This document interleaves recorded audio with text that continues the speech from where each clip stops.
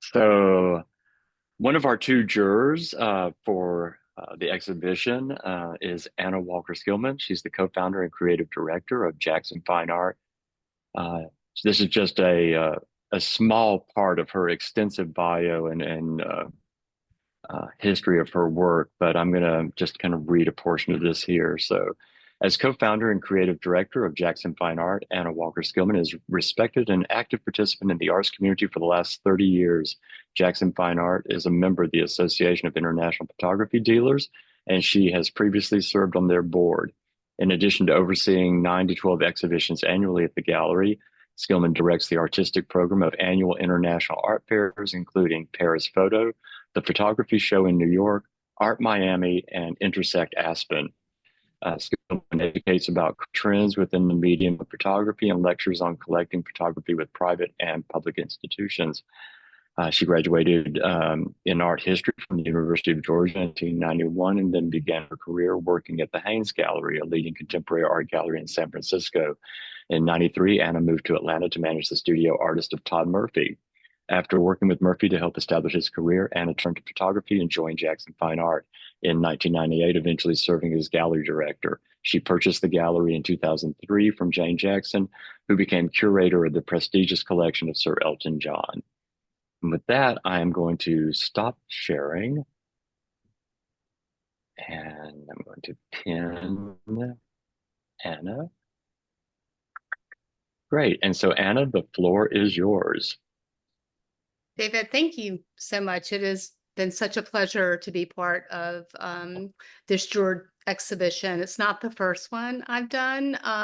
So it's really interesting to see how much the photography community has changed and grown. I can't remember what year it was that I did it before in the old space, but what I did notice in curating this show is a lot of really innovative work and photographers, artists taking risk and really looking at today and certain trends, but also staying very grounded and relevant to the medium. So it was really, I can't remember how many pieces were selected, David. How many do we have? Wasn't it like I think there the was total? 34, 36. Yeah. Yeah, I mean, David gave us this like, we need 30 works and 30 art, so I can't remember what it was. And we're like, oh my God, this is really hard because, when you do these things, you don't want to, if you see like two really great images from one artist, I feel, I think it's like we could be, democratic in a way, but in some respects, like it's important to kind of show that effort and just the strength of the work. So there are several artists that, we did pick two images, partially because Ashley and I couldn't decide. And so we kind of went to David a little bit with our noses down. We're like, can we just like slide this many in and meet your goal by 30 artists? But what was so nice about the work is that, even without seeing, because I always say that, 50% of work and the effort comes in the presentation. So without being able to see how the work is presented, how it's printed, but just simply by the innovation of the image alone, it was really hard to pick. And if you want to know a little bit of my process, and I can tell you a little bit of Ashley's process as well, is that, I typically put all the images on my screen in view without the names. I'll create a folder and I'll drop all the images in the folder, and then I end up making the background black, so I can't see anything like in terms of names or what I'm looking at. And I just look at the work also in relation to the other work, because I think that when you're putting together an exhibition, there's definitely a dialogue.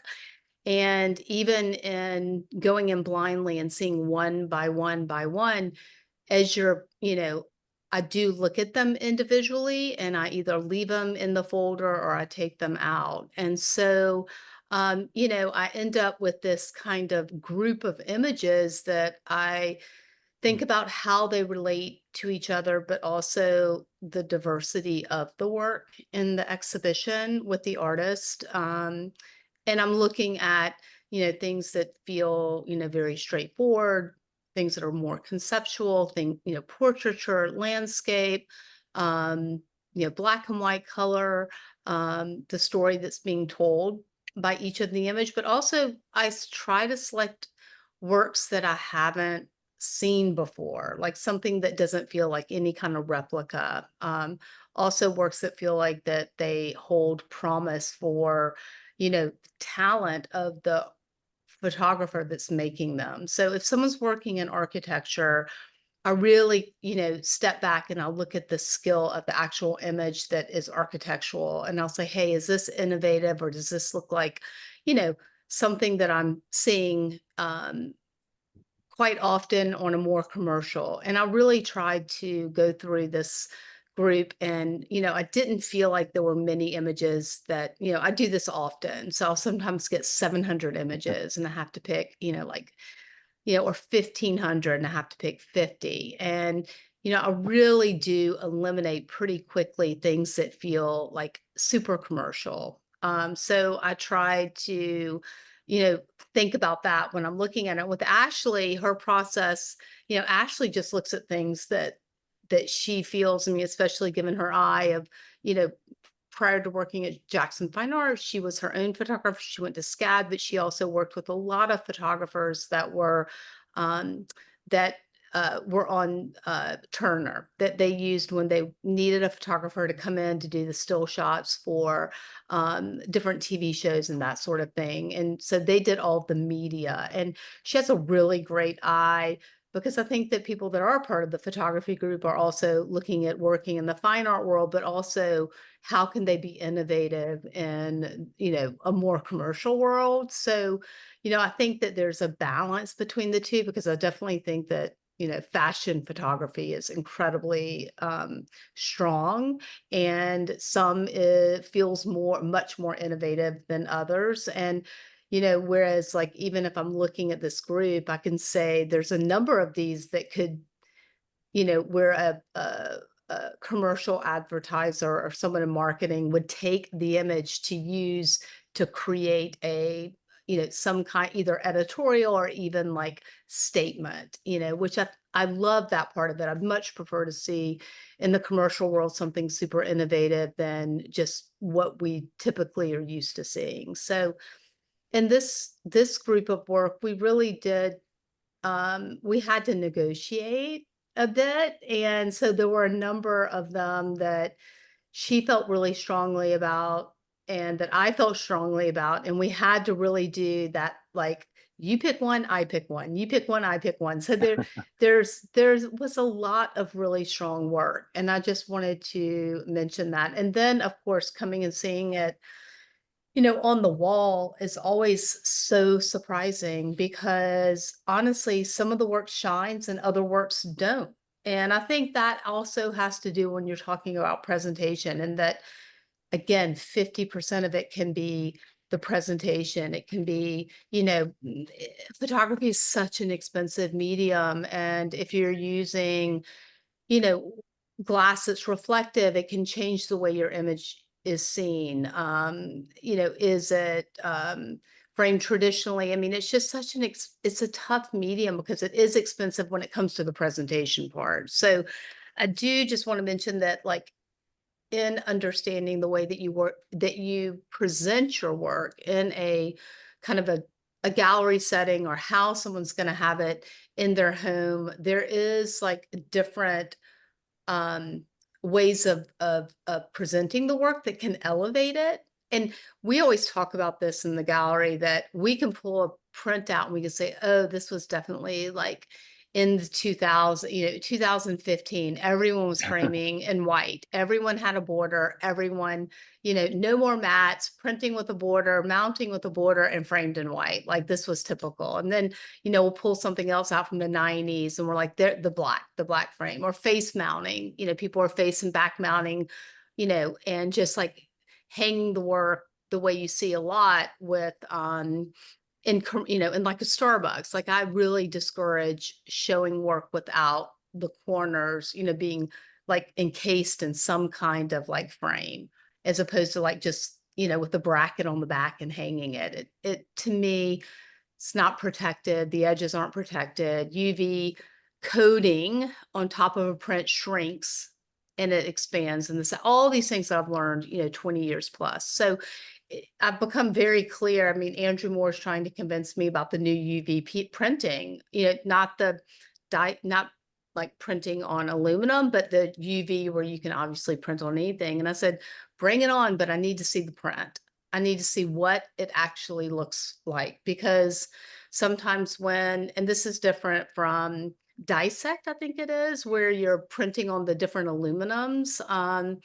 Well, because the picture looks totally different. Like, I still am old school. I'm willing to change, but I still have that old school. I really want that print, the image itself to, um, you know, to not feel like I can see like aluminum, like striations through it, or, if it's, flat or glossy, like I really tend to think about the print first and then look at the direct print on the substrate. So I mean, for me, we do everything and it's probably backwards, and we need to move forward is that, we take the print and then we mount it on something. And now there's the direct way to print on the mount, but we're trying to if it loses anything in the actual print quality of work, I have a problem with it, if that makes sense. But I did notice that a lot of the works, with the exception, and y'all can correct me if I'm wrong, in the show,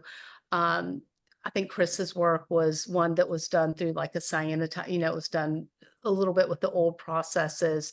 That most of the processes that were used were, you know, probably maybe some people were shooting analog, printing digitally, but most of the prints I saw were digital. And that's really, it's becoming so good, and really the way everyone's printing now, especially color work, and even more so in the black and white work. There's few darkroom printers, but I thought overall that the quality was really good. I think sometimes, the presentation is just like an education. So if you guys ever have any questions around that, I can help you.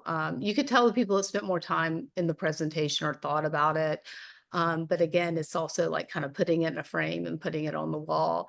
But some of the works can really elevate if you are presenting it, and have different kind of ideas of how you're presenting it. And that's something, if you come in the gallery and you see, why did you choose this brown frame? Or why did you choose a spacer? Or why isn't there a border? Like why isn't there a mat? Like, you can always ask those kinds of questions, and we can kind of walk you through the reasoning on presentation.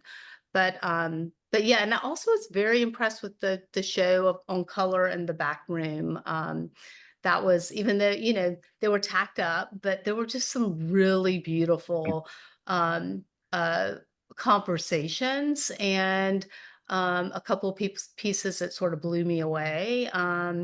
Even though they weren't framed, they were tacked up. And, I always tell people when they're making work, I'm like, what size should I do it? I'm like, whatever y'all did in that back room, I would stand in front of a wall. I would do all the sizes you think it looks good in. I would tack it up. I would walk away, walk back in, walk away, walk back in, and make a decision that way. Like, make, a small one, a medium, a large one, and you can tell what seems to work and what doesn't. And it's a good way to spend time with it. I mean, like I said, lots of times I put a bunch of work on the floor and I think about them and I move things around. But um, but I really applaud the the energy last night, and the energy, David, of the community that you're building. I think it's incredibly diverse. There are a lot of women. There's a lot of different diversity, and and young, old. It's really impressive. And I think if any of you feel like in the community of photography, you're looking at galleries in New York, or you're looking at a lot of the galleries that were, pretty much photography oriented, and they're all kind of blending into a lot of the painting galleries. And, you're thinking, oh, so many people are calling themselves a lens-based artist. And yes, that's true with a lot of artists, but it's also, there's no shame in calling yourself a photographer. I'm an artist and I work in photography. Or you can say, I think that there's sometimes the word photographer can have a connotation to it in the contemporary art world. And I think being a photographer and using photography in your art is, the conversation vacillates back and forth. And I think using photography, and a lot of people use collage. I think knowing how to use the lens and using imagery and knowing how to present your work as an artist, is something really to be proud of. So in just all of those, conversations, I will say that sometimes it can feel a little discouraging because, Instagram, or the way that galleries view, how contemporary, a lot of photo galleries, like, are starting to show, more contemporary art or painting or collage, or some of the photography galleries have started bringing in more mixed media. And I think that's really positive because it shows that photography has kind of elevated itself in that realm. But also, if you want to ever go to a show, and there's several of them, I'd say three that I would recommend. There's a big, Paris Photo. Don't go there with your portfolio. Just go if you have the ability to go, not as I want to be in one of these galleries, but just to take in the energy of people, like-minded people that are doing what you're doing, so you don't feel alone. It is the most encouraging art fair to go to. What's hard to do is go there and know that expect galleries to look at your work or stand in their booth. Like, you don't want to do any of that. You can go by and say hello if you know someone, but you don't want to stand to say hello to the dealer, when the dealer may not know if you're a collector or an artist. And so they just turned away from someone who's looking to buy something to say hello to you. I know that seems crazy, but when I go to the fair, lots of times all the artists we've worked with, like the sales girls are selling, and they're like, Anna, you need to talk to the artists because they're all going to be coming. But as a new artist that doesn't know the gallery, it's not the best place to drop your work off. It's, and that's a whole nother world I could talk about, which is not fun or pleasant, and really takes the joy out of the the creativity that you're doing. Just the exclusiveness of galleries, and the difficulty of getting into them, but also just the difficulty of that whole process. So I have so much empathy. That's why they don't let me out that much to out of the office, because I can get tied up talking to someone for really long. And again, this is a great way for me to see work by you guys. And I don't forget this work. Like, I remember each one of these images that I selected, and I could be doing a project. I'm like, oh my God, wait a minute. Where is, that cool photograph of, the if there's the flag, I'm looking for images of flags. So I'd be like, oh my God, I remember that one image with the meat and the flag, and this collector, he only collects flags. So I'm going to go back to my Dropbox that I have of all these images in that file, and I'm going to look at it and find that piece. Or I'm looking for underwater images or portraiture, or someone really loves like that whole like Philip Lorca decorsha light, and I'm going to say, okay, let me find Q's work because it definitely like digs into that. Or portraiture that shows vulnerability and beauty, but also strength. And Lindsay's portraits really, like, they're the kind of like, they're not portraits, but they are portraits. And when I first looked at the woman who was laying on the ground. I'm like, does she have like water boots on? But she doesn't. It's like, are those rain boots? Like at first, and I get closer, it's just the way the light is hitting her leg, but just that like beauty in the grass, which is, makes me think of Mark Steinmetz's Carrie, or, the famous image of Wyeth in the grass. Just when is the last time that you have that kind of like, complete release, but strength at the same time? And then the stories that are told with, Ian's work, that I've known one of the photographers, since I was 23 years old, and I've got two of his photos hanging in my house. So when I see that work, like there's oh wait, I don't know who that is, but I know that look, the way that he hits the light, and the portraiture that he did of the mother. There's such a strong bond between the mother and daughter. And not everyone's going to want that on the wall, but I do. Like I love those kinds of images. Uh, the artist that was working with that bubble against the landscape, like I know there's a big story. I think Caitlin had mentioned during the opening, she kind of went back to her own history and living and what happened to that river, that landscape, and it had such a bigger story around it, but I was just looking at it on image alone.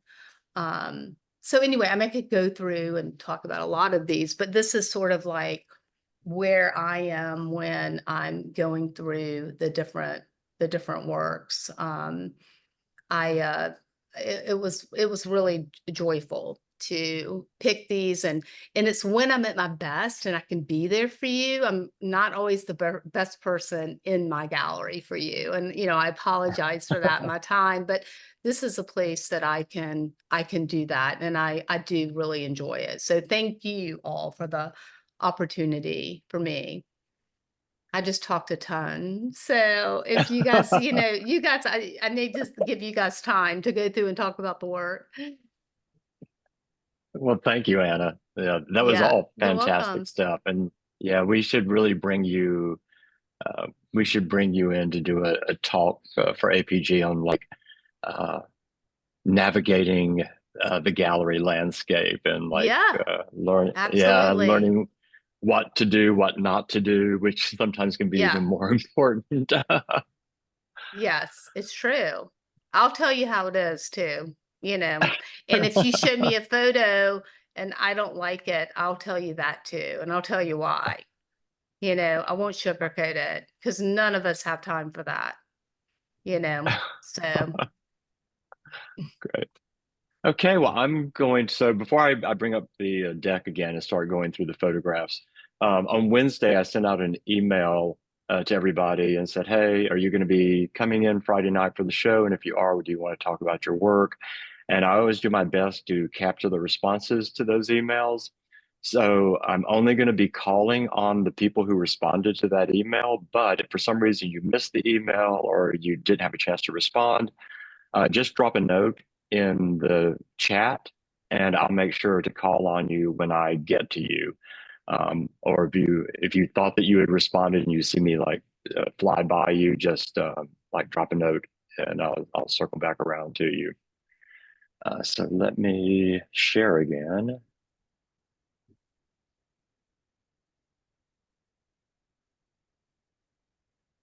Okay. So this is Focus 2025. And just as a heads up, I was talking with Mocha GA today, and it looks like they're going to be coming in hopefully around the third week of the exhibition to make a selection on which work will be taken into Mocha's permanent collection. So I'll be sending out information to everybody as soon as we know um, when that selection's been made. These are the featured artists of the exhibition. Congratulations to all of you. I just want to echo what Anna said. I'm just like, um, just continually impressed with the quality of the work that our jurors are selecting to show in the gallery. It's a real joy to be in the gallery on a regular basis and get to just sit there and enjoy these images. And with that, we are going, let me end you. We're going to start off. This image here is Andrew Niehoff's Whispers of Infinity.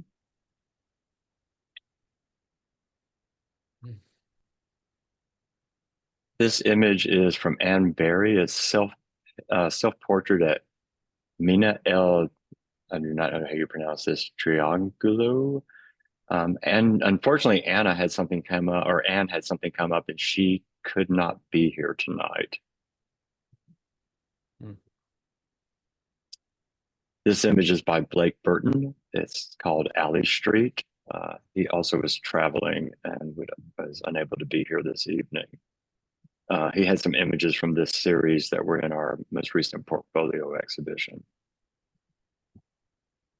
This work is by Boyce Clark, Apananasana. And this is, Boyce is not here tonight, but this is one of those images where like when Anna was talking earlier about an artist who like went the extra step with his presentation of the image, and it really took a beautiful image and just really elevated it up more. Boyce was also part of our portfolio exhibition. This work is by Chris May called Parietal Eye. This was the cyanotype and mixed media work.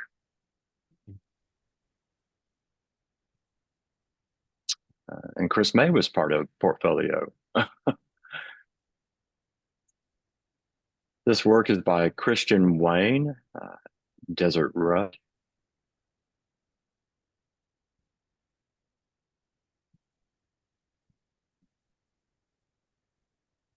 This work is by Courtney Griever Fries called Petal Portrait. And next up is Courtney Ray with American Dream, Savannah, Georgia. And Courtney, I believe you are here. Do you want to tell us about this work? Hi, can you hear me? I can hear you. Okay, great. Sorry, my power has been going on and off, and because of, I guess it's storming in my area. So, Yeah. yeah. Hi, I'm Courtney Ray. I am based here in Atlanta. I got my undergraduate degree from SCAD in photography, and this photograph was actually taken in 2016 in Savannah during that time. I grew up in a small town in North Georgia, and my experience growing up in what I just recently discovered is technically considered Appalachia has really influenced my work. The southern landscape in my work is more than a backdrop. It's like a living presence to me. I am really inspired by artists like Sally Mann, and I'm definitely not trying to recreate or replicate her work in any way, but the way she describes the South as a place where myth and reality intertwine and where sorrow and grace coexist and where the past remains intensely present really has resonated with me. I think anyone who has grown up in the deep South can relate that we have a very complicated relationship with it. And I remember when I saw Sally Mann's at 12 for the first time, it was the first time I really saw myself in someone else's work. And I believe powerful art holds up a mirror. And if someone sees my work and feels something real, if they see a piece of themselves in it, that I've done what I set out to do. So thank you so much for including me with this group of artists. It's a real honor. This is the first time my work has been on a wall other than my living room wall in nearly like 8 years. So this has really inspired me to continue making work like this and to continue to show the American South through my eyes and experience. So thank you so much.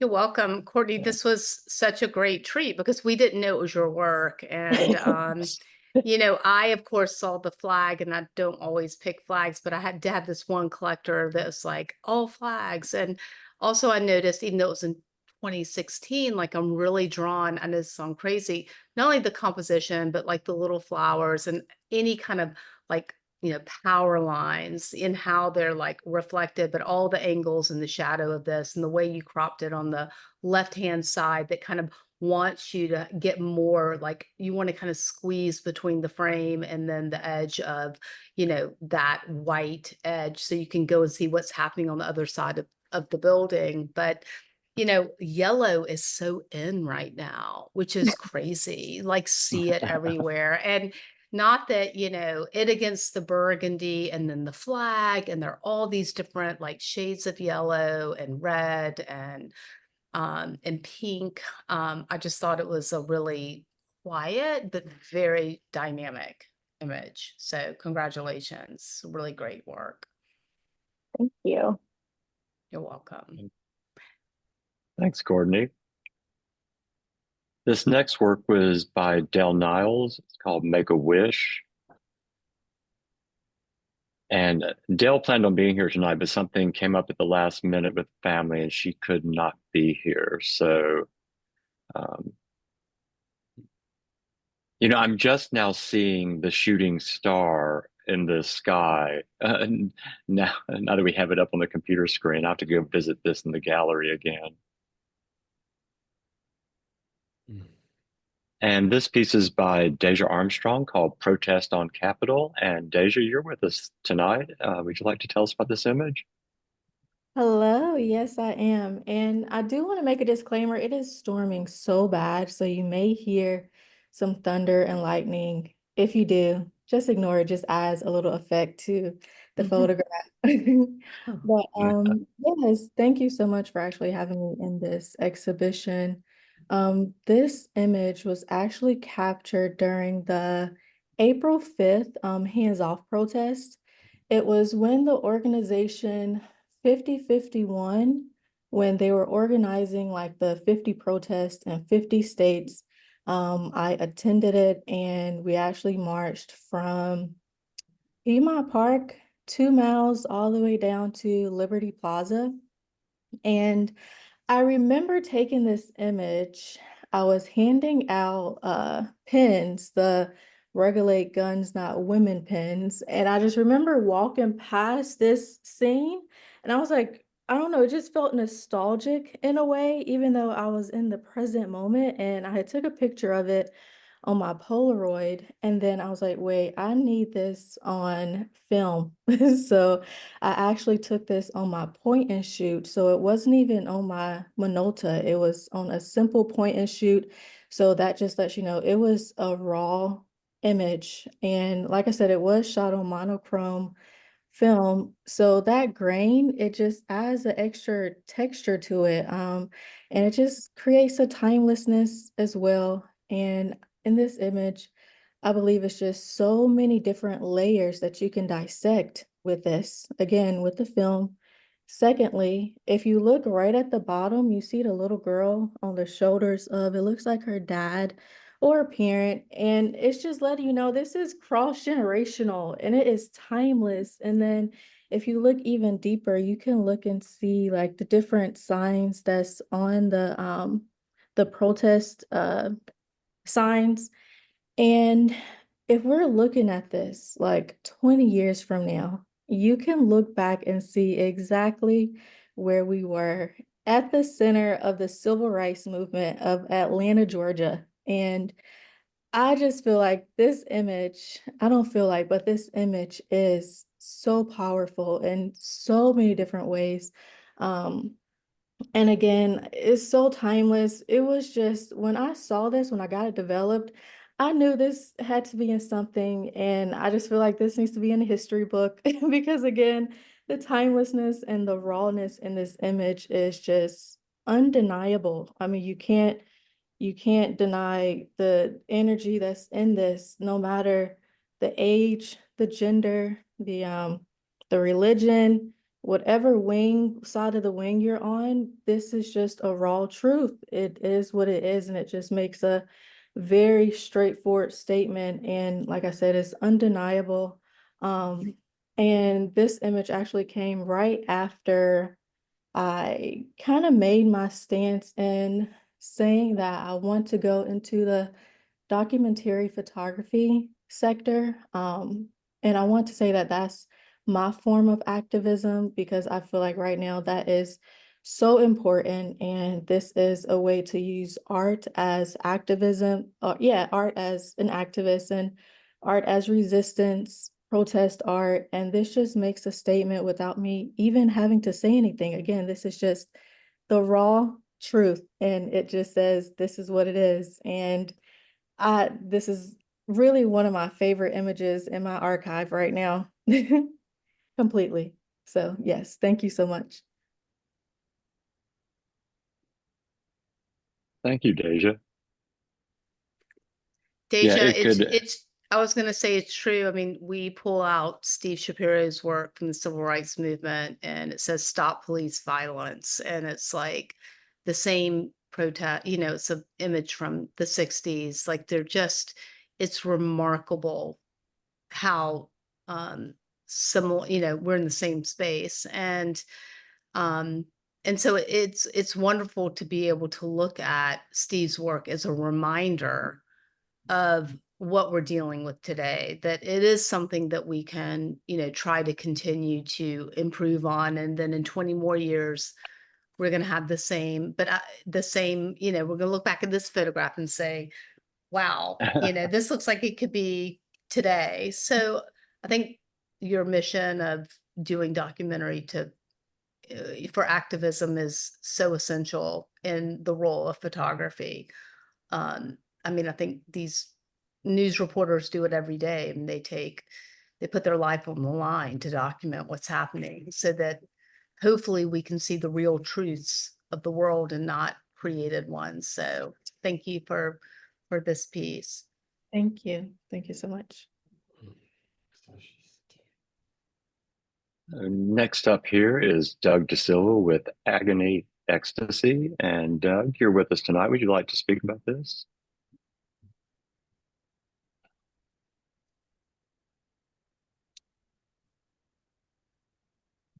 Are you there, Doug?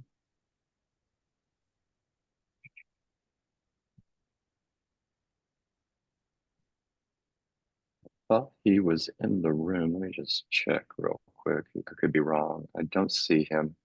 So we will move on. So next up, we have Gavin Gerhard II, who has two pieces in the show, and this is the first of those two. And so, Gavin, you want to go ahead and tell us about your work? Yeah, no, thanks, David. It's pronounced Geoving, but I go by Geoving, Geo for thank you. short.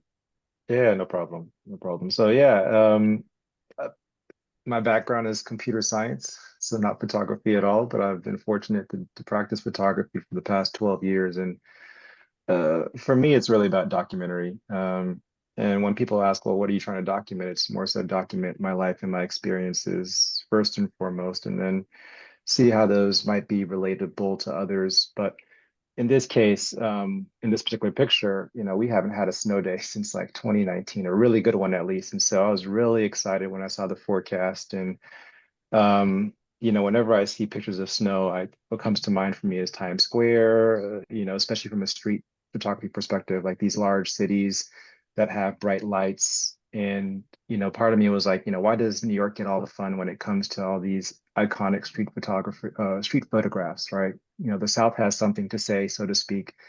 And, this was just a moment that I wanted around Blue Hour. I wanted the Coke sign. For me, it felt like the old Coke ads where, you had the polar bears cracking open their bottle of Coke.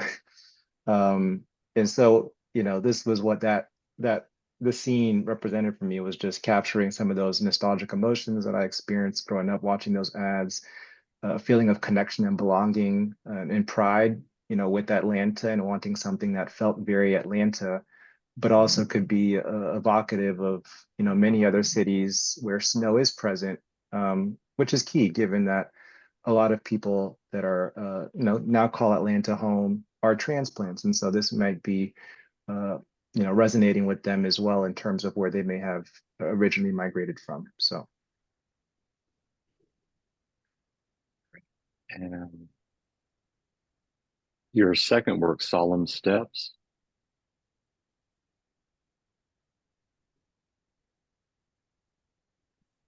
Oh, I didn't realize Uh, these were both yours.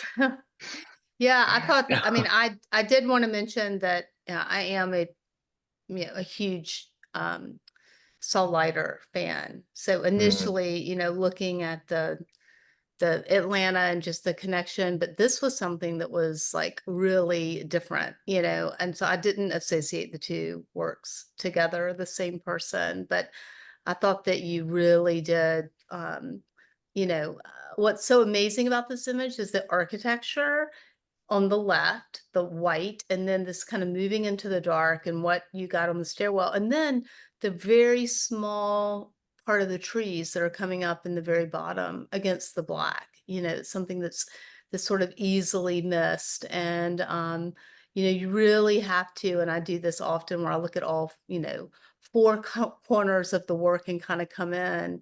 And then this woman, you know, I believe it's a woman, older woman that has her, you know, coat on and her boots and her, like, 'cause she's just like a perfect, you know, she sort of like took all of the architecture around her and it just like blew her up and made her a person. Like all the colors, all the angles, the black, like she appeared there out of the architecture, which I thought was really cool. Such a beautiful image and No, I strong, really strong. no, I appreciate it. I think for me there was a sense when it's winter, you know, usually I hibernate. That's like, all right, I'll spend more time indoors. But I've come to really appreciate the winter sunlight in terms of it's just really low in the horizon. It's more south facing and it illuminates certain parts of the city that you wouldn't normally see. And this was one that I've seen for a while. And I was like, oh, there's always a beautiful pop of, you know, contrast to red that catches my eye whenever I bike down Peachtree. What if I waited for a person? And I remember waiting for an hour. And this was the only person because it's cold and no one wants to take the stairs. Everyone's taking the elevators. But it just so happened that she was coming down and I actually almost missed the photo. She started a little bit higher, and it wasn't until much later that I caught her because I was like deliberating. Oh, is it too cold? Should I leave? Like, you know, I'm barely feeling my fingers at this point. But you're right. You know, when she came down, I felt this sense of like excitement and the way she was just coming down the steps with such patience, just watching all her steps or minding her steps. There was this quiet beauty to it, and I could, you know, I felt like prom. I took a couple pictures, and I kind of just watched her quietly make her way down the steps as she left the building. But yeah, Is this an apartment building? Is that what you said? It is? yeah, it's apartment Okay. building in Midtown. Yeah, It's a great image. Thank you, Gio. thank you. I appreciate it. And the next two images that are up are by Ian McFarlane, and Ian is with us tonight. And so, Ian, tell us about this beautiful portraiture.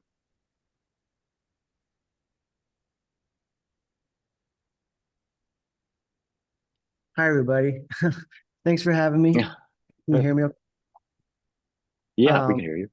So I'm glad to be back with the photography group. Years ago, I was part of the photography group and I took a long hiatus, but I'm really excited to be back. I feel like I'm kind of back to making my personal work. I'm actually from Athens, Georgia. I've been here for over 30 years. I've been running my photography portrait / commercial work studio for 25 years here. But these two images that are in the show really kind of, I think, nail who I am and my style from my early days. I felt like I kind of transported back to my early film days. I shot medium format, square, a Mamiya 6 camera for 15 years everywhere. And this image, Amanda Holding, is a series I did in 2022 and 2023, part of mother-daughter series. It's called My Mother's Daughter. I shot about 18 different groups, 18 different mothers and daughter groups. Some were mother and daughter, some were multiple daughters. I spend up to an hour to 2 hours with each person. It's all natural light, 100%, no, not even a reflector, nothing. Just, I need to be completely hands-free, camera, light, me and the person, and we walk around, we talk, we communicate, and we just keep creating images. This image, I know this woman and her child. She's an artist in Athens or outside of Athens, and yeah, it was really special. I remember that day very well. I knew I got something really, really strong that day.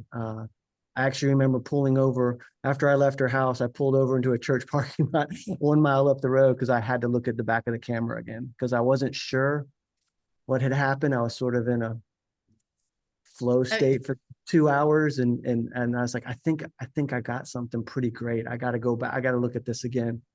I grew up with two sisters and a mother. My father wasn't really around. I have no brothers. So I was raised by women. So this is sort of a dedication to my mother and my sisters. Unfortunately, I lost my mother last year to dementia. And then I also lost my sister to bipolar addiction. And this came right after I finished the series. About a year after I finished the series, they passed. And it really means a lot to me because I give one or two prints, small 8x10 prints to these people for their time and for their, the graciousness of giving their time and their image to me.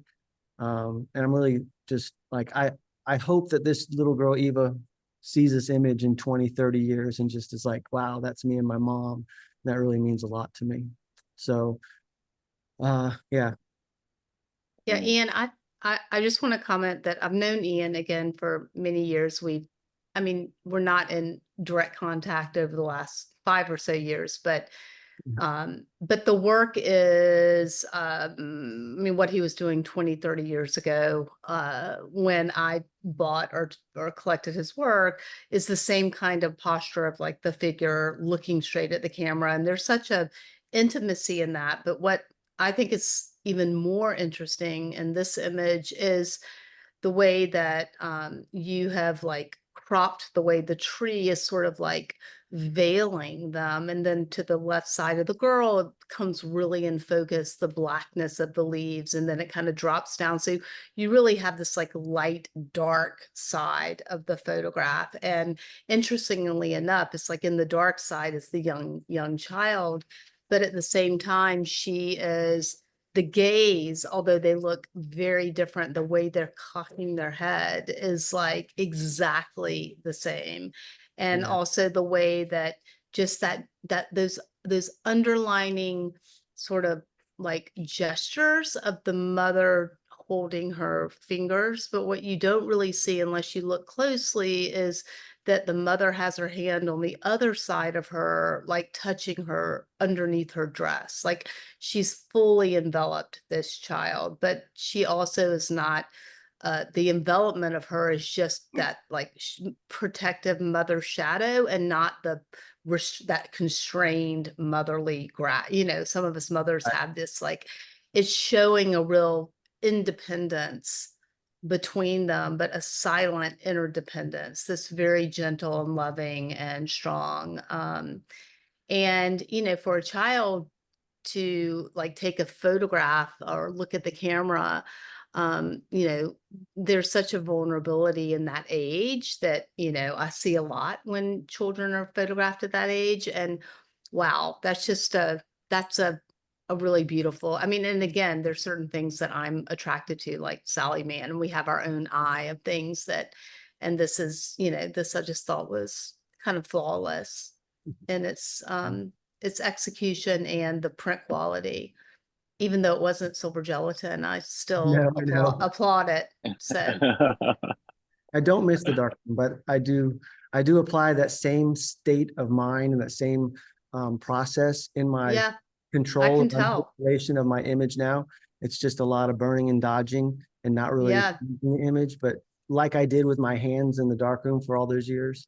I can tell. I mean, they're angelic. The child comes off. There's a great photo of that Sally Mann has of there's a man holding Virginia, and he's standing next to it's part of the immediate family. He's standing next to the truck, and it's just a gruffy old man holding her, and she looks like an angel. Like she's so, her skin is just just so kind of like it's illuminating. And I feel the same way about this one. So Thank you. Thank you. Thank you. I you're mean, welcome. I won't go into that much more, but I did shoot different the mother and daughter series has lots of different ages of daughters. And what was really interesting is seeing that relationship between the mothers and daughters at different ages. I shot a couple mothers and daughters where it was just a mother with their 15-year-old daughter. And the 15-year-old is at a stage where she's going through a lot of stuff. And it comes off completely different, but has its own beauty and it has its own tension. So yeah, it was a And I actually have, again, I got to stop talking about this. I have people who have seen these images and on my website in the series. And when I do their portrait, say for a commercial shoot, they've come to me and said, "Can you do that for us? Can we have one of those?" Yeah, one of those. I said, "Yeah, but you can't smile. That's all. That's the rule. You can't smile." So, Anyway, so, that's so the last thing I'll say really quickly is that all of us that have, if you are a parent and you've had children and you've seen the phases of how they grow, this age of this little girl, it's a petite mort. It's a tiny death when she's no longer that age anymore, and you'll never get that back. She doesn't live today in that age. She could be 10, then they become 15, and you put that child away. And I know a lot of, personally myself as a mother, I really miss certain ages of my child. Like I've in my soul, I miss that and they'll never be back 5 again, so it's a wonderful way to like stop, like, capture that. honor that age. Yeah, thank you. And then And the companion image was this one here, Ukrainian Mother's Love. yeah, it's interesting that Anna selected that. Now it's a mother and a son. But this is in the next series. I'll go fast. The next series, I kind of felt a natural progression and end to the mother-daughter series. And so the Ukraine war started, and about 6 months, 8 months into that, I was really moved by the whole travesty of it all. And I ended up reaching out to a local family here in Athens who was a refugee from Ukraine, and I photographed them. Now, this isn't them, but through that, I became connected with a group in Atlanta of Ukrainian refugee Facebook group, and they started passing my name along, and I started connecting with them. And for about a year, I did, I think, 11 families. I would travel anywhere from an hour to 3 hours to meet them somewhere. And we would spend, again, an hour to 2 hours together. This woman and her son, they had to leave their husband behind because he had to fight. They left. Most of the people I photographed, as we all know, that first 2 weeks of the war, all those people who ran for the border of Poland to get out because they didn't know if they were going to live or die, if Putin was going to make it into Kiev and destroy it and kill everybody. So they ran. Pretty much all the families I photographed are from that migration out, and they were just dispersed all over the world. And I happened to just say I'd like to just start photographing as many as I can that were relocated to Georgia. And so this is the mother and her son. I can't say her name, it's too hard. Tatisha and Hodi. And yeah, it was a powerful. I broke down a couple times after some of the shoots because the stories were powerful. Them just telling me how they thought they were going to die, how they were running from actual shells hitting beside their cars as they're running for the border. And Black and White magazine last year, January, did a piece on me, and they featured the mother-daughter series and the Ukraine series in a nice little couple-page spread. And I got to tell my story on both of those series and that. So I was really fortunate for that. But yeah, this is kind of what I do. Thank you, Ian. Yeah, Thank you. fantastic. And next up is Jonathan Hillier, who is with his piece, North Carolina State Fair, Asheville, North Carolina. So Jonathan, tell us about your work. I'm here. So I guess one thing I like, if I can capture a photograph that when you first look at it, you don't quite know what's going on. And this, at least for me, even though I was there, it just had that feeling, weightlessness and a bit of mystery thrown in with it. It was kind of an interesting thing. I went to this fair. I guess my name is spelled wrong there, but who cares? I went to this fair thinking it was going to be about animals because it's a state fair, and it turned out to be mostly rides. So I was kind of fumbling around trying to get photographs of things since I was already there. And after a little while, I noticed that a group of police were converging on me, probably 5 of them. And they were wondering what I was doing. And I guess they were saying they were getting complaints from parents that I was taking pictures of their children. And so after that, I kept on taking pictures anyway. And then a little while later, I noticed there was a policeman who was following me around. And I confronted him and I said, "Are you following me around?" And he said, "Actually, yes. I want to protect you in case some angry parent wants to haul off and slug you." It was kind of crazy because I mean, this is the kind of photograph I was taking. So it's memorable from that perspective. It's also memorable because so often when I take photographs, and this was probably the best example, after I was done with it and first looked at the pictures, it was like, oh my God, I can't believe I got nothing out of it. And after kicking myself for weeks, I finally went back and looked at it. And I probably found about 5 of my favorite photographs ever. So I don't quite understand how that, I know I'm not the only one who has this need to see it from a distance somehow, but I still haven't figured it out. And it makes this process somewhat mysterious and sometimes difficult, just separating myself from what I wish it had been and taking what I actually did get. And oftentimes, actually, my favorite photographs are not the ones that I intended, but the ones that some bit of serendipity stepped in and it turned out that it's better than what I had planned. So that's kind of something I love and something I love about photography.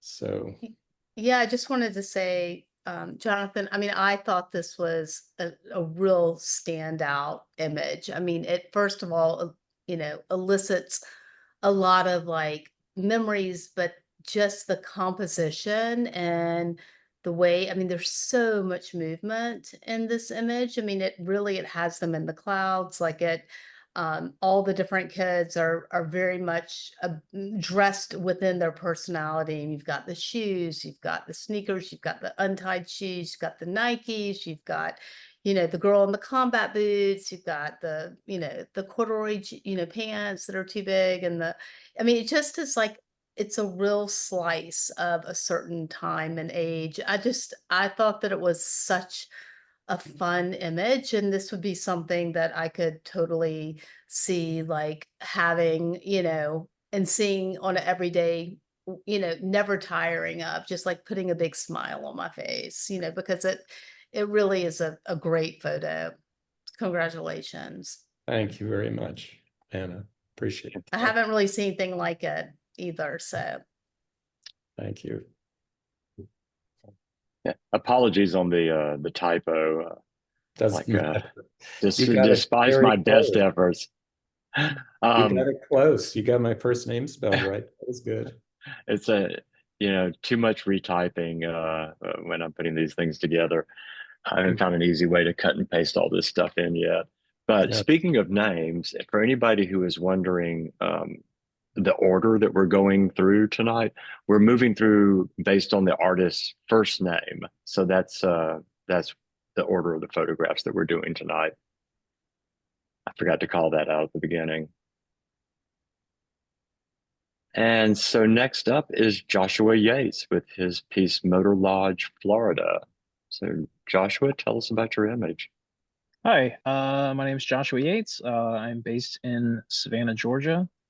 Um, this piece is sort of part of an ongoing project where I've just been really drawn to a lot of abandonments and have been really just sort of seeking them out.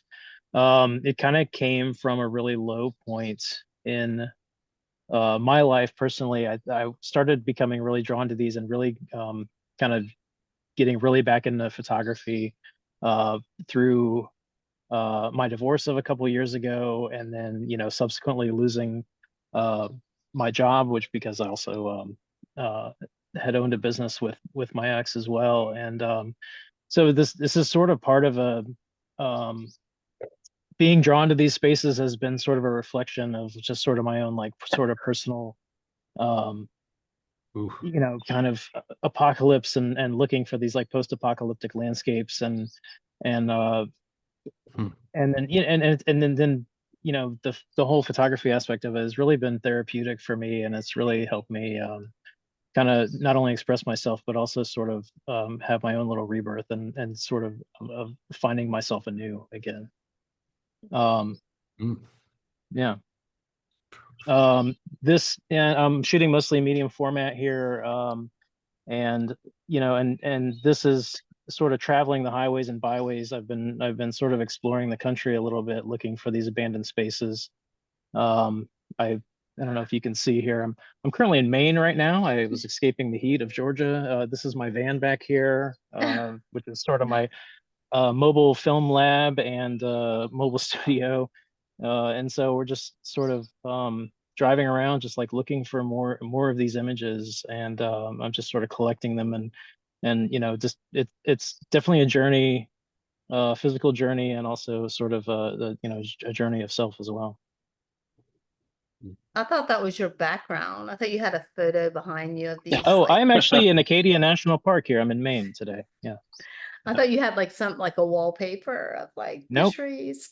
It's real actually. I've got a fire in front of me, and I've got my dinner Well, and I some aluminum will foil. I will say really quickly about your work. I mean, I think that it's really evident in terms of like these places kind of where you were, but there was a lot of reflection, like intentional, like not only in this photograph, but there was another one that felt like a flood, like I was looking at a flood Yes. reflection. There's another one of an empty chair with like the ceiling coming in, Yeah. they all without a doubt, with this kind of sadness, there was also like this kind of, well, I'm in this sadness, but I'm reflecting not only emotionally, but I'm reflecting everything I'm seeing. So there's another way, and so it came across that way for sure. Yeah.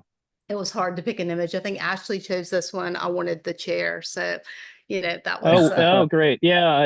yeah, I've yeah, kind of been collecting chairs, really. yeah. It's been a recurring motif in a lot of my photography, because you'll find those in a lot of abandonments. It'll be the only piece of furniture, or people will leave Mhm. a chair here and there, and just the empty chair it can be a really powerful image. Yeah. Yeah. Thanks, Well, Josh. congratulations. Yeah. Thank you. Yeah, and thank you so much for having me and choosing my work. I really appreciate it. You're welcome. And next up, we have Kaylin Gilstrap with her work Burst. So Kaylin also has two pieces in the Language of Color show that we currently have up. Hi. I think the place for me to start is just gratitude. This has been a really impactful project for me. So to have it selected and hung with a lot of photographers that I admire is a great honor. So thank you very much for that. As I began talking with Anna last night, I grew up in the arid desert, so my relationship around the resource of water has always been very intimate. When we are in a season of plenty, there is just such a relief and joy amongst cowboys walking around. And then when the opposite is the case, that weight is felt just as deeply. So this project started as an act of play. And it started on the family ranch, but then I kept doing images, and this one is in Providence Canyon, which is actually formed because of poor agricultural practices. But what I have really been drawn to with bubbles is that they're just such a playful form, yet they hold that tension, because we all know that they're going to burst, and we just don't know when. And so that has been an interesting thing for me to reflect on when I'm working on this project and around the theme of water. Yeah, I mean, Caitlin's was definitely like a very surreal image. You weren't really sure what you were seeing, if it was, done digitally, if it was, and knowing that, this is all done kind of like performance art, in a way where the landscape is your background and the bubble is your like figure. It, really did kind of excel. It also looks a little bit like like a fish or like a jellyfish in some ways, the way it's like sprouted out. It was, really remarkable to see these two um, forms kind of come together. So it definitely like stopped you in your tracks. So really interesting work. Thank you. Oh, thank you for that. I appreciate that. You're welcome. Thanks, Caleb. Yeah. This work is by Lisa Reisman, Plastic Lemon Plant. And unfortunately, Lisa could not be here this evening. I love these colors. Yeah, they're really fun. And next up, we have two works by Lindsay Weatherspoon. And the first one is Danielle. So Lindsay, would you like to tell us about the work? Sure. First of all, thanks again for having me part of this exhibit. I want to say the same thing that Kaylin said earlier. Like, there's a lot of people in this particular show that I admire and those that I'm learning about. So thank you again for having me part of this. Actually, this first photo is Faye Monet, but no worries. I know things get kind of crowded. You had a lot of artists, so we'll just go with it. But Okay.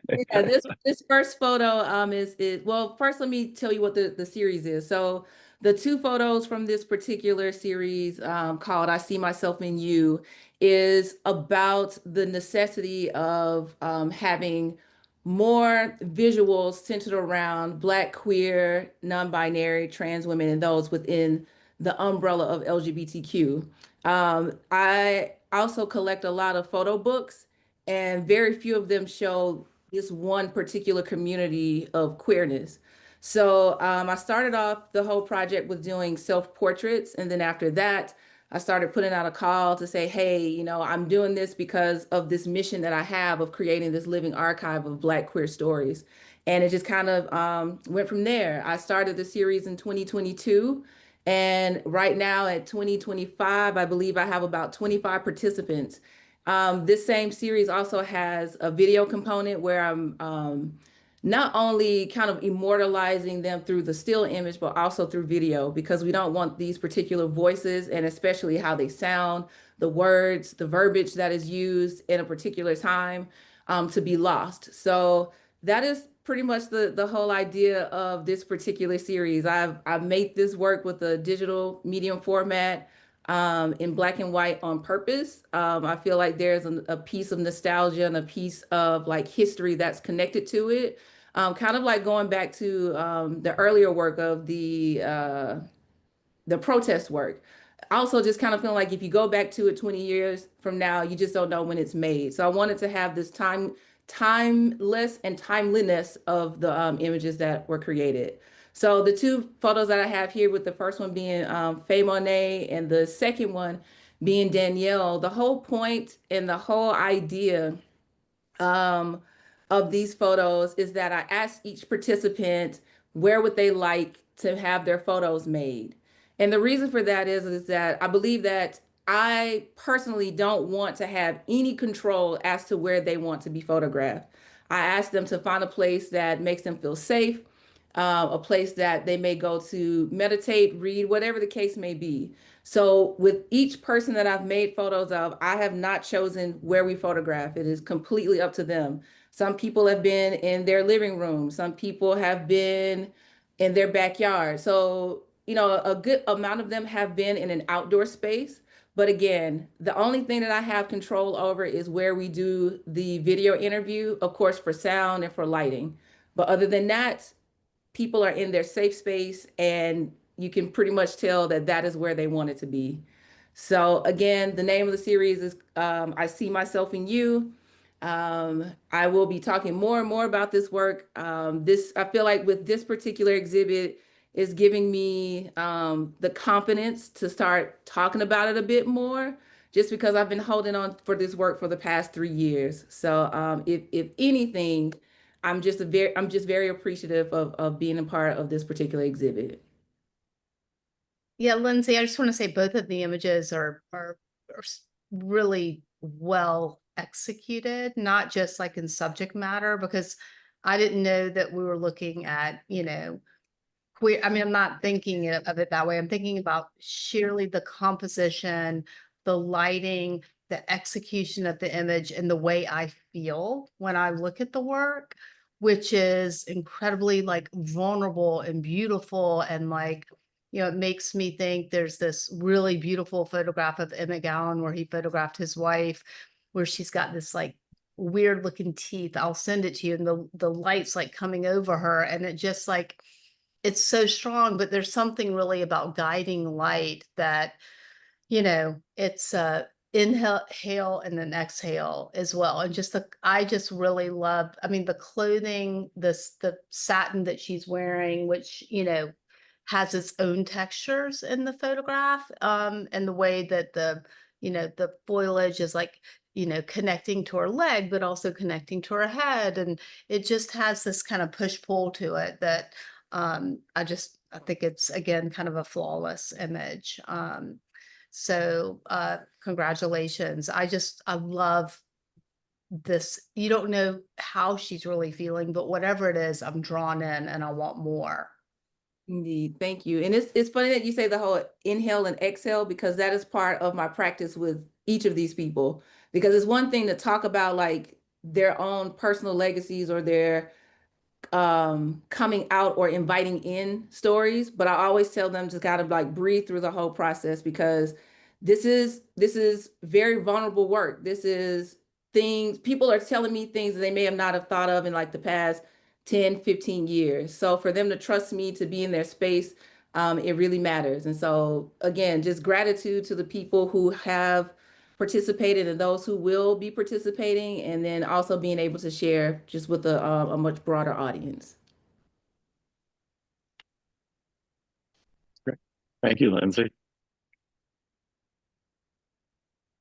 And this piece here is by Melanie Brown, Alice and Wanda.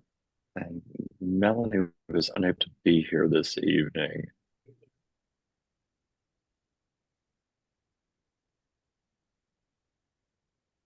This piece is by Melvina Edwards, Over the Blues. And she also was unable to be here tonight. At the opening last night, the model who was in this photograph was in attendance. So that was kind of fun to get to talk with him about his experience of creating this photograph with her.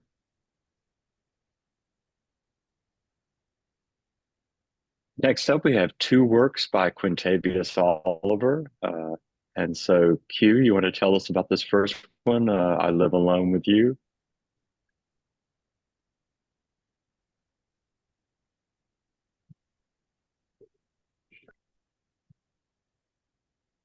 Are you still with us?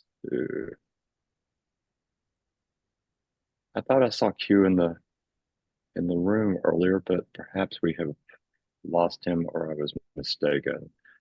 But if he swings in, we will circle back to him.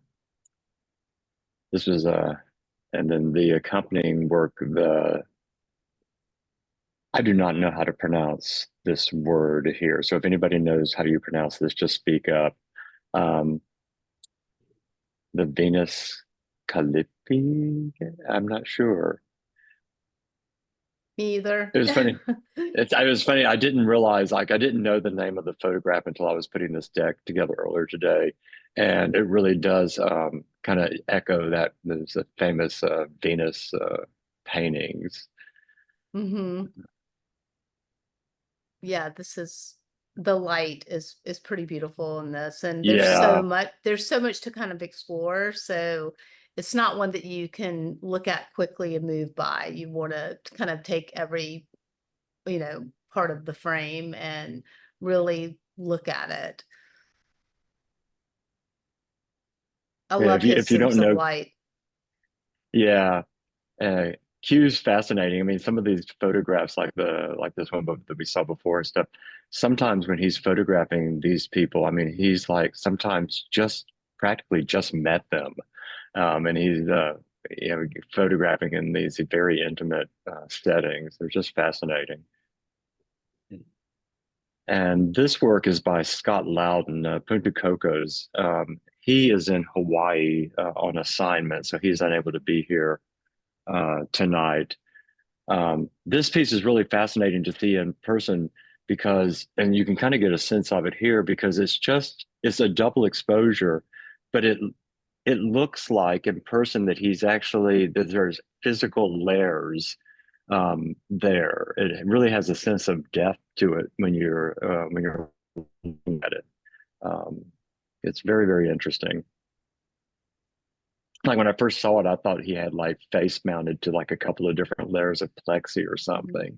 And he's like, no, it's just a double exposure. And I was like, oh, wow.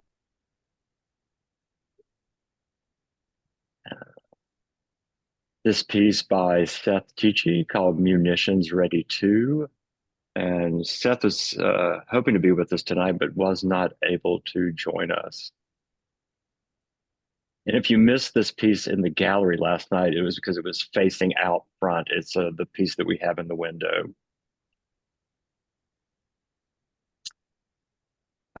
This work is by Shakara Marcus called Support.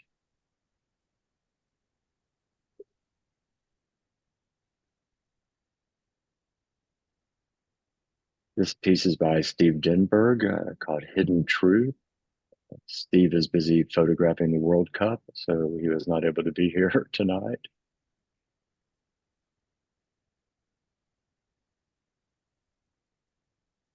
And this piece is by Steve Travis, Historic Slave Quarters on St. Muted myself, okay.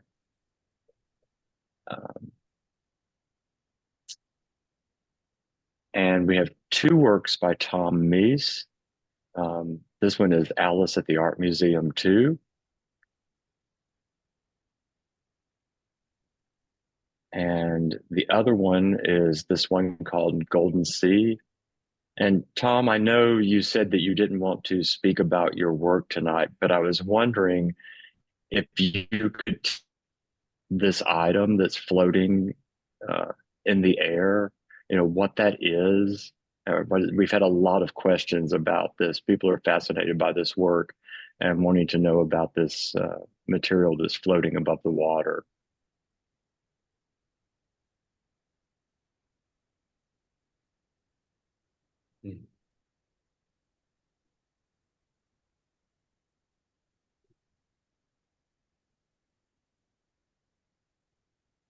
Okay. So I guess that's a no, or else Tom is not in the room anymore. So, okay. And moving on to this is, let's see, I'm sorry. I guess Tom had three works in the show. So, or did I get a name wrong here? You know what? That name is wrong. This is supposed to be Tony King. I'm so sorry, Tony. And if you could tell us, how do you pronounce the name of this work? And no problem. It's aspettare. It's Italian for to wait or like waiting. Ah, Yes. so tell us about this work. Sure. Well, first, thanks for including it. I'm still kind of new to photography, only like 2.5, 3 years in. So it's a pleasure to be a part of this and see all the amazing work and I can learn from it. So that's great. I took this in Venice, Italy. It was one where I saw these men standing on the bridge from pretty far away, and I was like, I think it's a great shot with the shadow coming through. And so I was just hoping that they would still be standing there by the time I got close enough, and they were. And ironically, right after I took the picture, they walked away. So I was happy that I got the shot. To me, I really like the geometry of it with the shadow coming through and kind of cutting the image more or less in half, a little less maybe than half. But with the silhouettes of them kind of in the middle. And so it's kind of introspective, lonely, somber to me, but I think it can ask a lot of questions, which is what I really liked about it. And yeah, I don't want to say too much about it. I want it to speak for itself. But yeah, that's my picture. Aspetare. Thanks again for including it. You're welcome. I just love all the elements, the clouds that are sort of disappearing or hiding, and then the light coming up in the middle of it. They're just all these, even the man standing, you don't look at him at first on the left-hand side. You've got also, signage, text in it in the far left. And there's just so many things happening, and the composition's like pretty beautiful, really beautiful. So congratulations. It's a great image. Thank you very much. You're welcome. So that brings us to the Q&A portion of the evening. So I'm going to stop sharing. And we're going to open up the floor. And if anybody has any questions, you can just speak up. If you want to ask Anna a question, if you want to ask one of the other artists a question, now's your chance. If you prefer to just drop your questions into the chat, I'm happy to ask on your behalf. So this time is yours. You guys see my fat cat over here asleep beside me?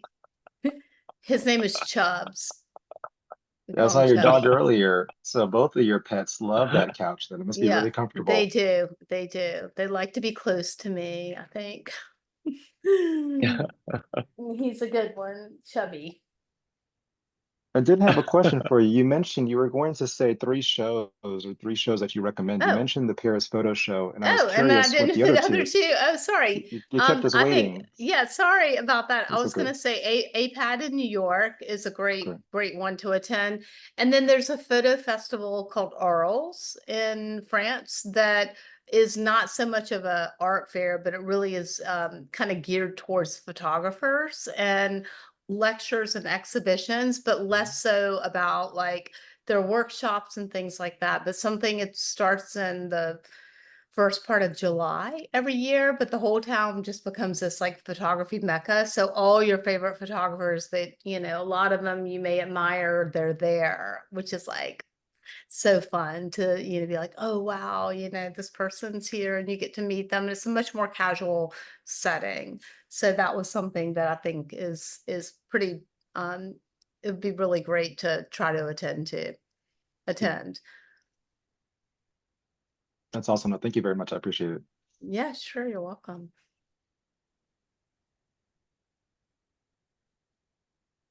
I have a question for Anna. And I can see what an incredibly sharp eye you have, all this detail you pick up on these photographs that, I mean, even in my own, I didn't even look at that. How do you judge something from its impact on you as opposed to I mean, seeing the details sounds like an intellectual thing. But that's not enough, obviously. It needs to have some emotion or physical impact. How are those two balanced in your? Yeah. I mean, I would say, for me, like I'm probably less lean towards super conceptual work. There's something, and again, I do appreciate conceptual work, and it's not that we don't show it because we do, but there's also, I have to think about, well, am I looking at this personally for myself? Because if you went around my house, you would clearly see that almost everything I have in my own personal collection are portraits, mostly of women.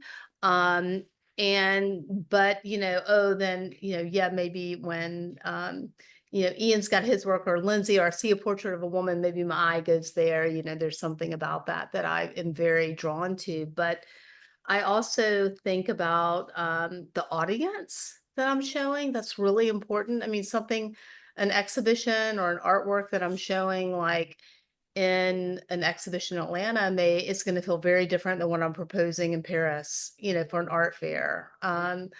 But generally work that moves me is, typically things that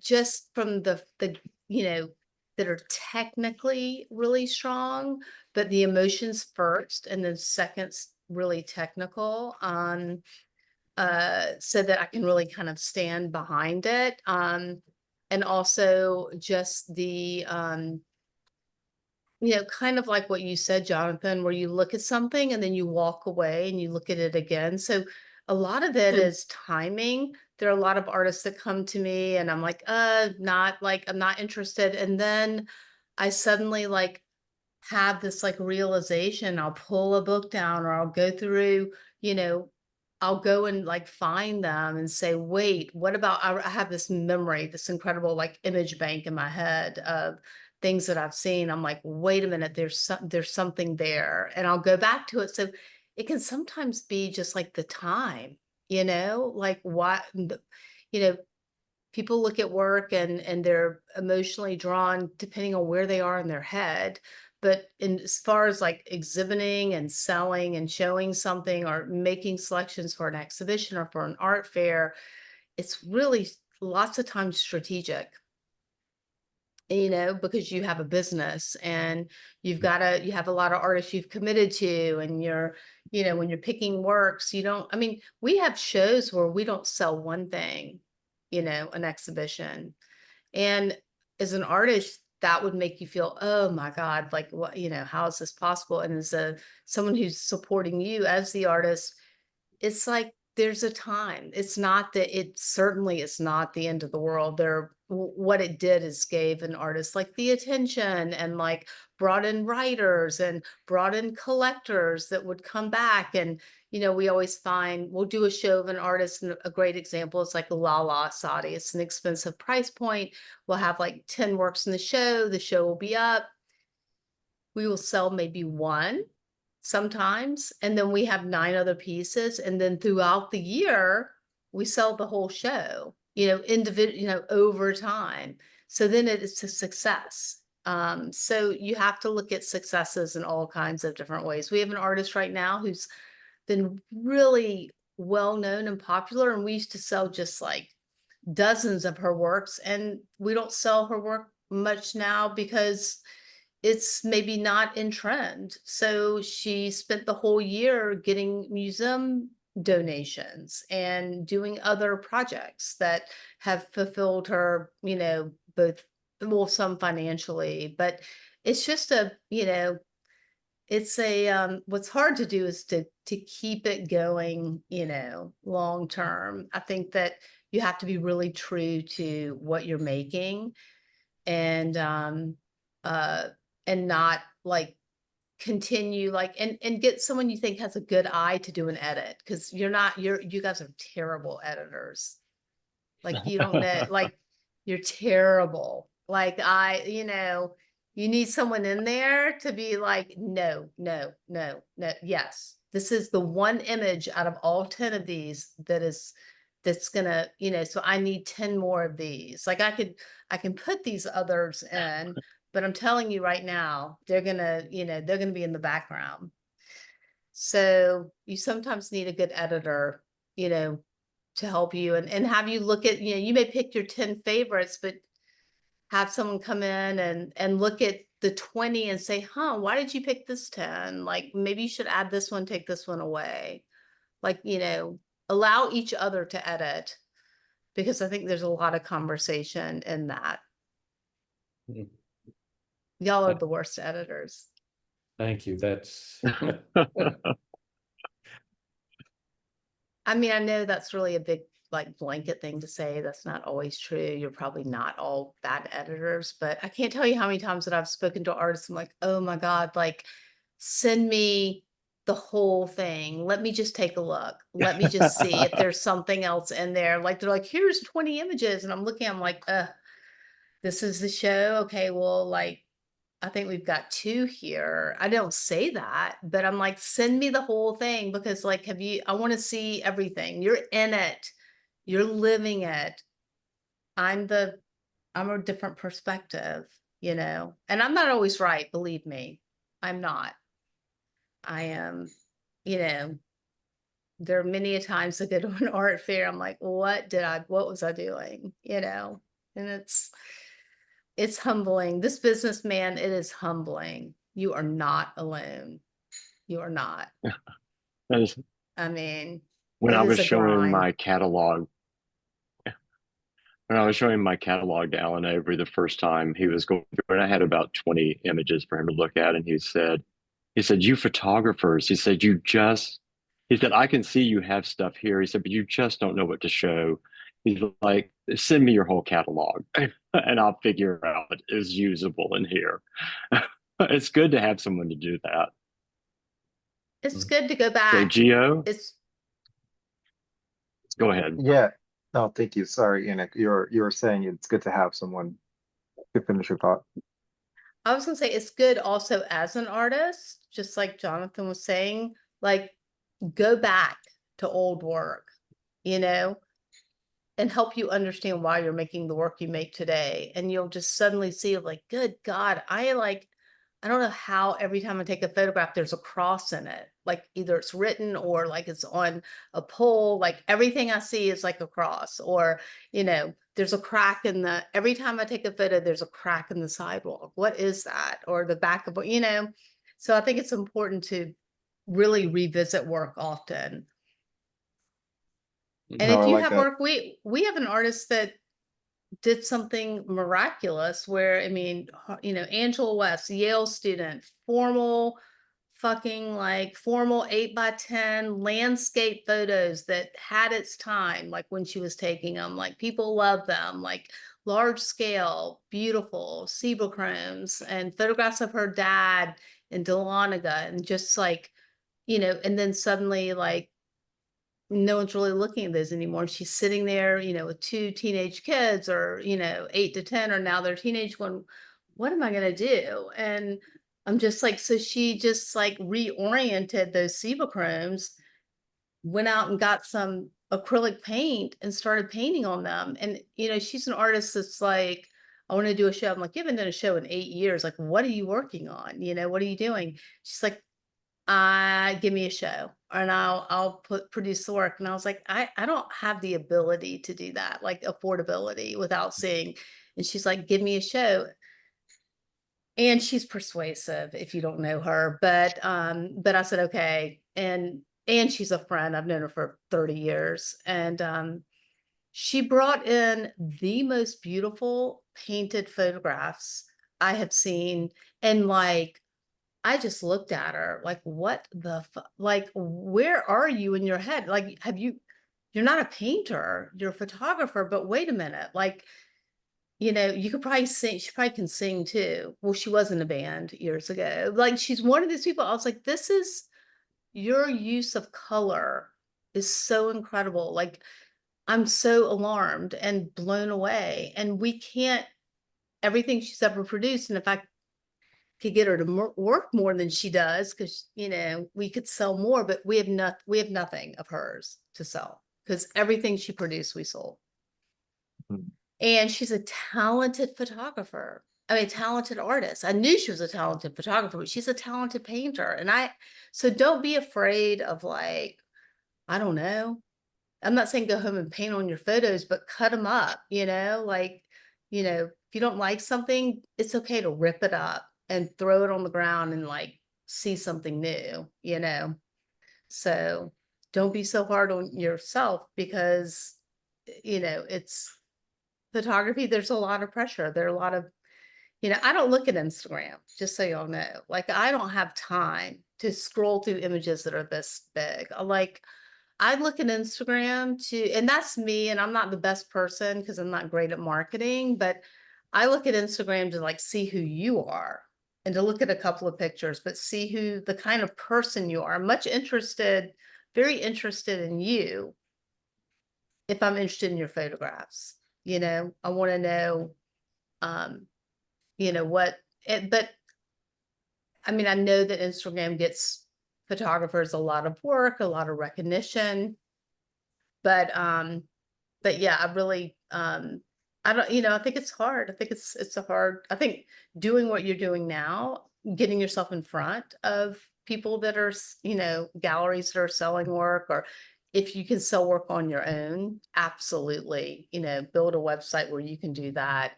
And, doing these portfolio reviews are great. I mean, they're so good. It forces you to make a body of work and to think about it. And, whether it's Houston or it's the one that's in, there's so many of them. I know you must have a list of all the portfolio reviews that are offered, because I get asked to do so many of them and I can't.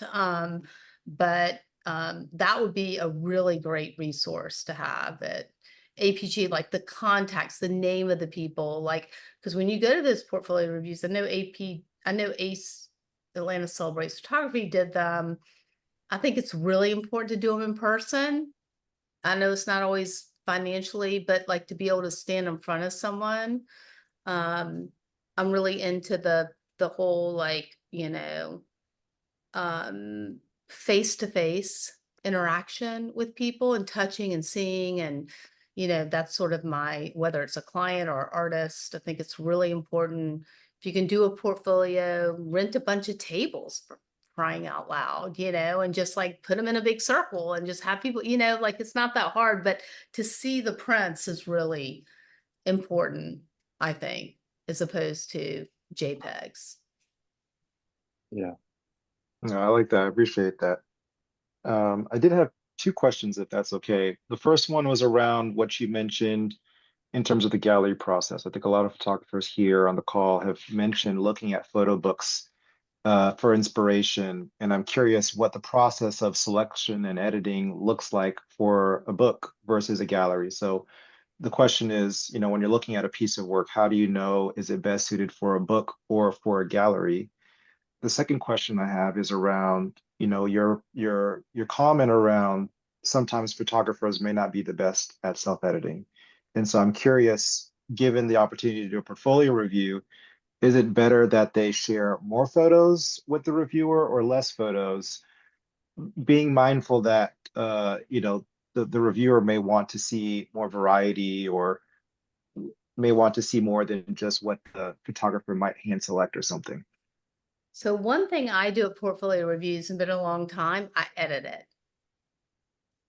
You give me 40 photographs, I will probably edit out, and I put all the ones that I don't like underneath, or I tell you why, and then I give you like a nice set of 10. I say, I like these. Like, this doesn't work. I mean, I've also some portfolio reviews, if they're not curated well, we get some stuff where I'm like, this is not fine. This is not going to go anywhere. Like, I have to say, like, this is not good. Like, I don't know, as a photographer, if you love taking pictures, please continue to take them, but you don't have a career in this. Like, this is a hobby, and that's great. And I'm happy to look at it in this way, but I don't want to waste your time, and say that this direction makes sense.